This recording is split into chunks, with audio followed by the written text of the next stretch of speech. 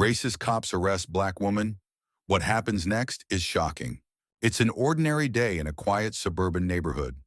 People are going about their business, kids are riding bikes, and the sun is shining down on a peaceful street.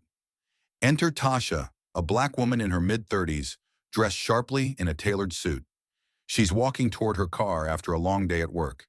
She pulls out her phone and starts typing a message as she approaches her vehicle. Suddenly, a police car pulls up beside her, flashing its lights. The screech of tires grabs Tasha's attention, and she looks up, startled. Two officers, Mike and Brad, are sitting in the front seat. Their eyes are locked on her, already suspicious. Without even getting out of the car, Officer Mike, the older and more aggressive of the two, yells at Tasha from his window. "Hey, you, step away from the car." There's tension in his voice, the kind that signals he's already made up his mind about her.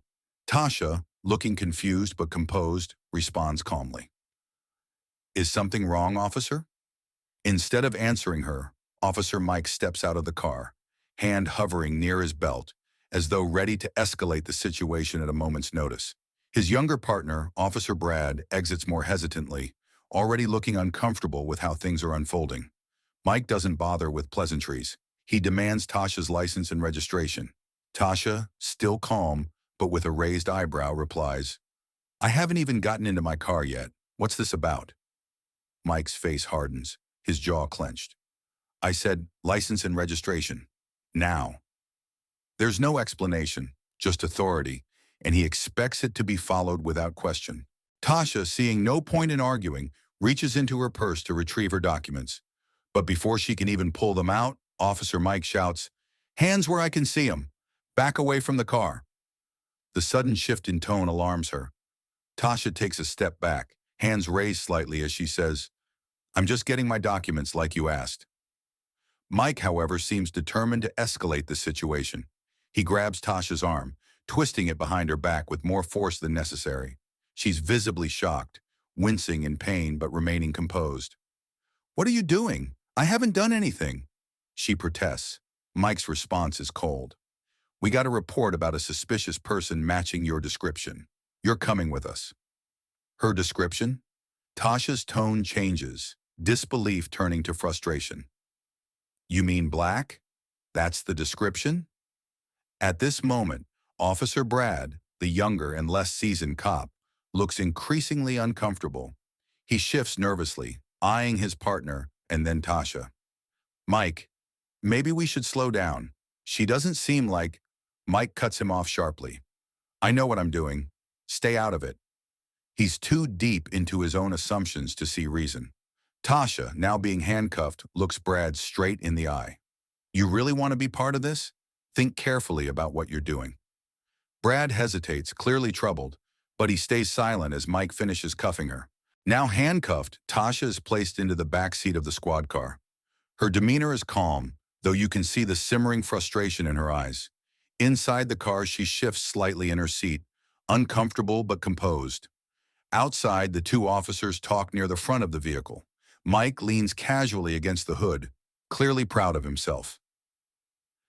"These people," Mike mutters to Brad with an air of smug superiority, "always think they can talk their way out of it."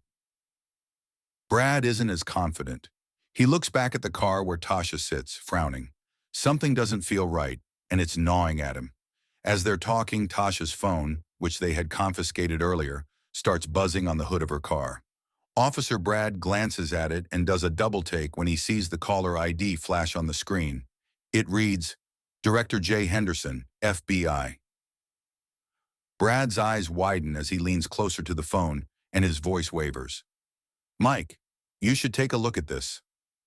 Mike, still grinning, walks over and glances at the phone. When he sees the name Director J. Henderson, FBI, his expression changes immediately. The cocky grin vanishes, replaced by a look of pure panic. Mike's face turns pale as he realizes the gravity of their mistake.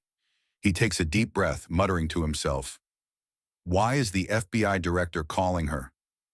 He turns toward the squad car, where Tasha is still sitting, seemingly unbothered by the whole ordeal. With a sudden wave of fear, Mike rushes over, yanking open the car door. His tone has completely shifted from aggression to pleading. "Ma'am, Mike stammers, trying to salvage the situation. I think there's been a misunderstanding. If you'll just let us... But Tasha interrupts him, her voice calm but commanding. You're going to let me go, and I'm going to make one phone call. After that, we'll see who's really in charge here. Her tone leaves no room for argument. Mike, now visibly sweating, steps back as Tasha gives him a look that could freeze a room.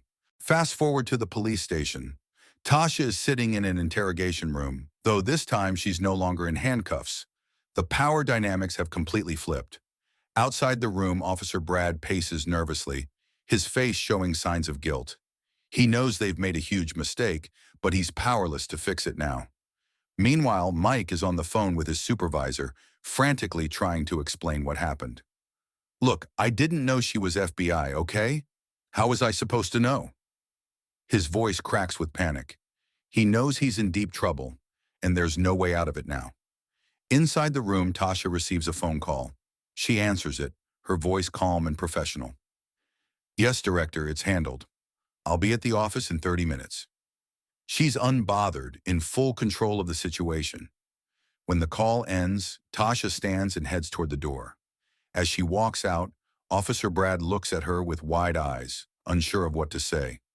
Mike, seeing her approach, tries to make one last attempt at damage control. Ma'am, please, I was just following protocol. You've got to understand... But Tasha stops him with a sharp look. No, she says firmly. You weren't following protocol. You were following prejudice. She turns toward the exit, but not before giving them one last piece of her mind. I'll be filing a report. Your so-called protocol won't save you. As Tasha walks out of the station, the sound of her heels clicking on the floor echoes in the silence. Officer Brad watches her leave, his expression showing deep regret. He turns to Mike, his voice low. We really messed up. Mike doesn't respond. He just stands there, frozen, knowing that his career, and possibly more, is hanging in the balance. Outside, Tasha steps into her car and drives away, leaving the station behind her, knowing full well that justice will be served, not just for her, but for everyone who has been wronged by people like Mike. I hope you guys like this story. Don't forget to subscribe and click on the bell to not miss any stories. The last thing I want to say is stop racism.